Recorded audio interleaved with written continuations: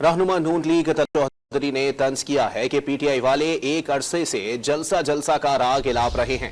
दिन रात रंग बिरंगी भड़के मारे। इनका मकसद बानी पीटीआई और अहलिया के केसेस से खत्म कराना और एनआरओ लेना है। उन्होंने मशवरा दिया कि जलसा जरूर करें, लेकिन दायरे से बाहर निकले तो कानून हरकत में आएगा। वाज़ेह कर दिया कि दूसरों पर सवालात उठाने के बजाय केपी में 13 साल हुकूमत की कारकर्दगी दिखाएं।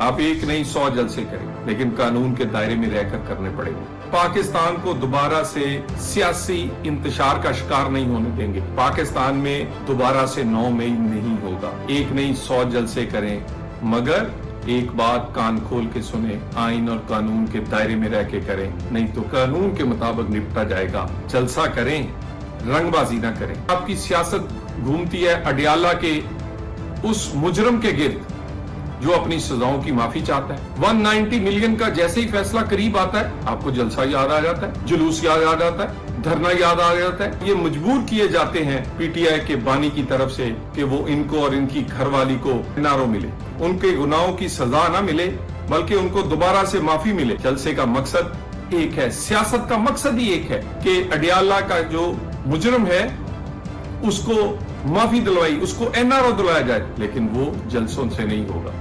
हर एक को अपने करतूत और कामों की सजा मिलेगी, वो 9 मई हो या 190 मिलियन का केस।